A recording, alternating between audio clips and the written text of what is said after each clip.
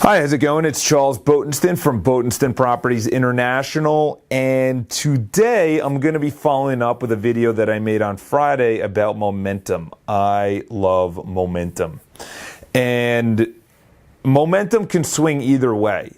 And with selling a house, you catch that wave and you ride it into the beach, because otherwise your home is going to sit on the market. So I've represented a lot of owners, and I always say this on the listing presentation. I always say, listen, we can only enter the market once. We can only make a splash once. We can only get usually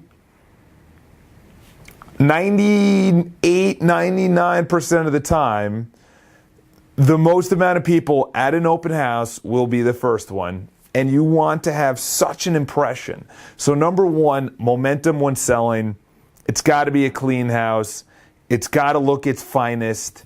You can't lily-dally over this. You got to actually paint the walls, bring in a cleaner, scrub the refrigerator, throw out the old food, take down the religious items, take down the political items, remove the personal frames of you and your family that are skiing in Vegas or whatever. You know, who's to say that someone that is seeing your house doesn't agree with you politically, is not the same religion, and you're probably thinking, like, who cares? It makes a difference.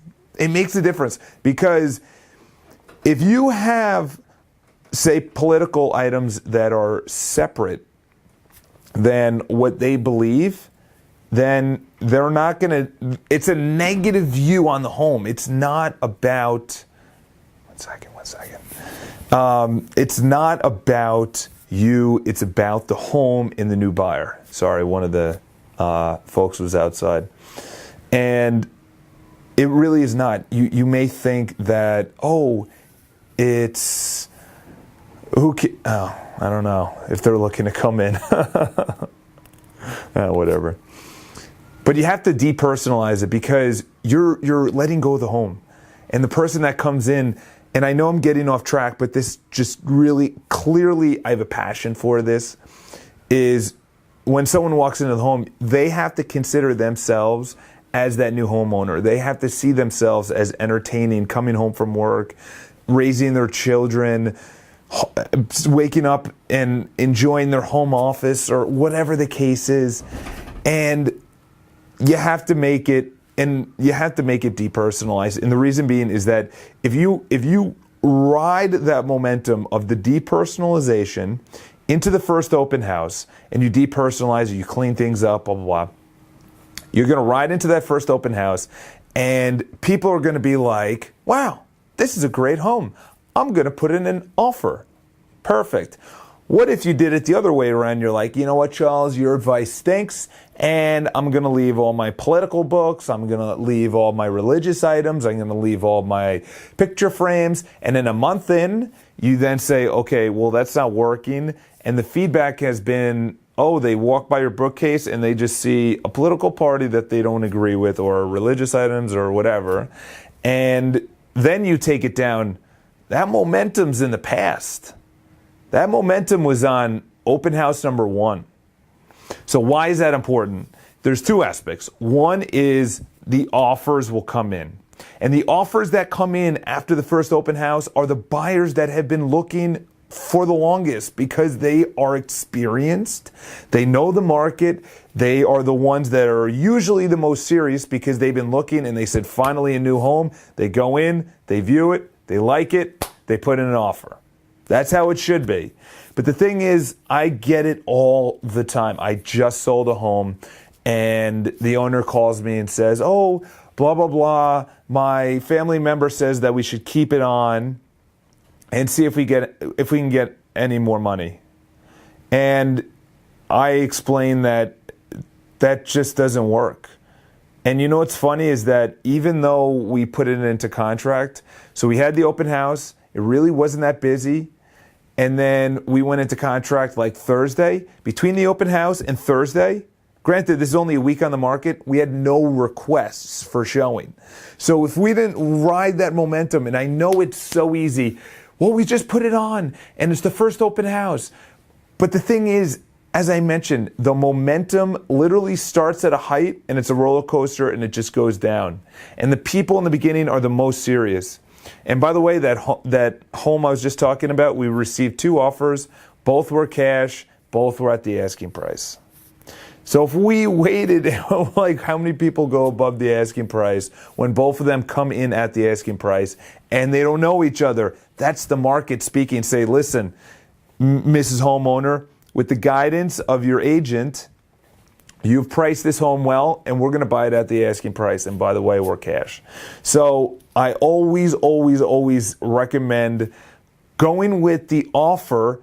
Yes, if it's a lowball offer, don't accept it. What I'm saying is I've been in so many circumstances where we've literally waited because we've said no to the offer, and then the owner calls me and they're like, should have went with that one a month ago. Should have went with that one 2 weeks ago. And I'm like, I'll give them a call. I call up the agent or I call up the buyer, and sure enough, they've moved on. They're already in contract. They found something. They are not willing to go where their offer was. You have to ride the momentum. This is extremely important, and it's going to happen. It could happen sooner than it could happen at the first open house. It could happen at the first showing.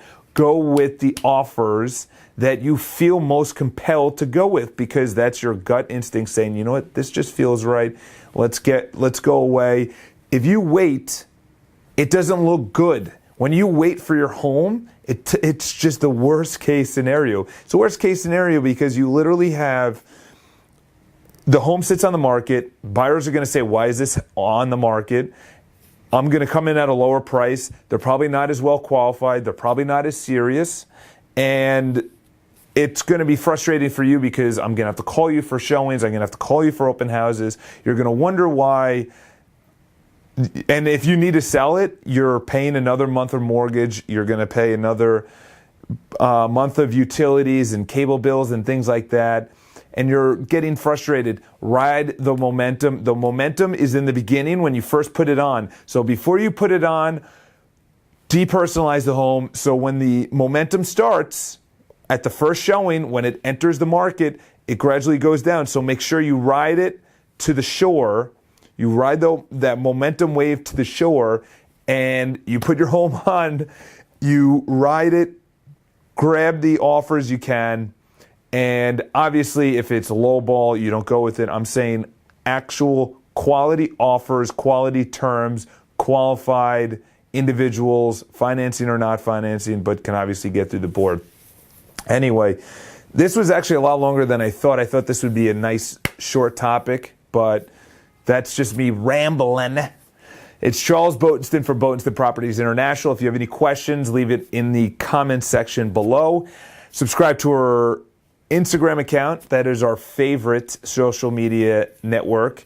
And obviously subscribe, did I say? Or follow us on Instagram. Subscribe to our YouTube videos. We come out with a new video every single weekday. Love all of you, and hope you have a fantastic October something or other, October 20th. And obviously you're all prepared for the fall, the upcoming fall.